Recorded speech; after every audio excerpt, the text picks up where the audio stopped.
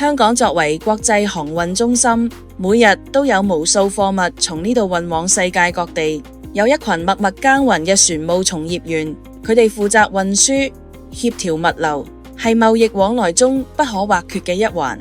面對行業中嘅挑戰同需求，船務從業員工會於1999年應運而生，只為讓每一位從業員都可以有保障、有支持地前行。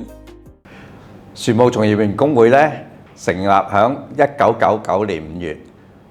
響當年8月18號嗰陣時成為香港工會聯合會嘅屬會。工會就希望成立一間嘅從業員嘅工會。船務從業員工會佢主要嘅對象都係對象在船務運輸啊、物流啊、貿易嗰方面嘅從業員為主。呢個牌就係我哋創會嗰陣時嘅船務從業員工會嘅牌，當時就係用人手雕嘅，佢一路用到依家。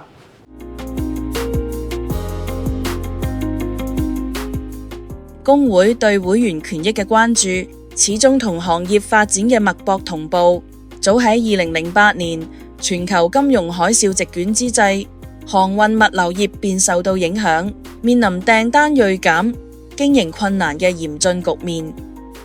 我哋工會就當時就會發咗啲問卷調查啦，成功咁樣訪問咗400多個會員啦。個結果出咗嚟之後受到影響嗰啲接近係有30%嘅。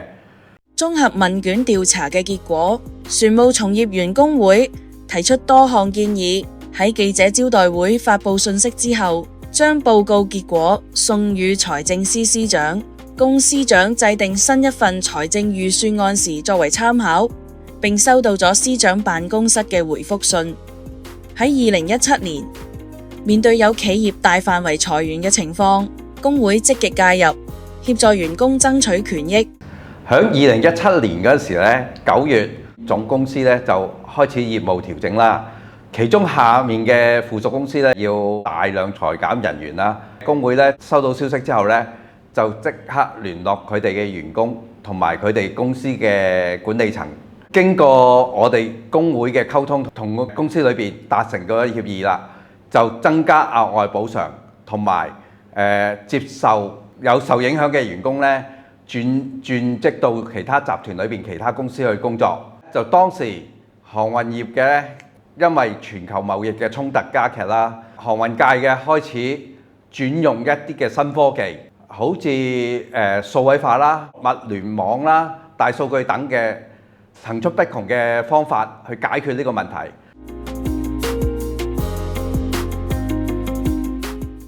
船務從業員工會尤其關注女性同青年會員嘅發展。自成立以嚟，工會為會員開設咗中國海關報關實務課程、船務文員普通話班、太極、唱歌等多種課程與興趣班。船務從業員工會會員中，女性比例近70%，因此工會每年定期舉辦新春一日遊、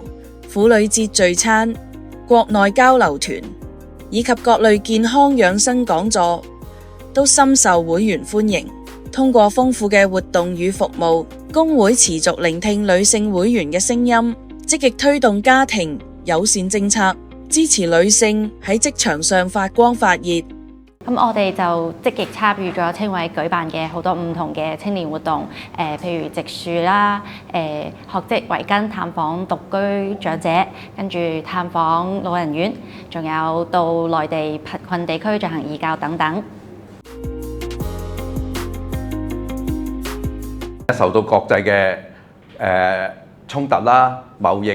爭端嘅加劇嘅影響啦，我哋船務行業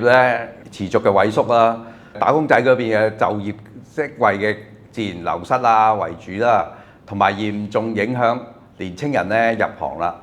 咁特區政府對呢個航運嗰個政策佢最新嘅政策就係推動航運界嘅高端化發展，主要係透過發展高增值嘅服務，例如綠色航運啦、轉型啦嘅政策啦，提升香港航運界嘅競爭力啦。工會計劃同埋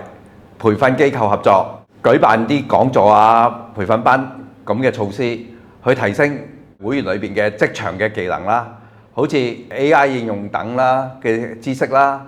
去應對行業嘅升級。作為工會嘅新鮮血液，我都希望可以力所能及咁為工會作出啲貢獻。譬如更加積極咁參加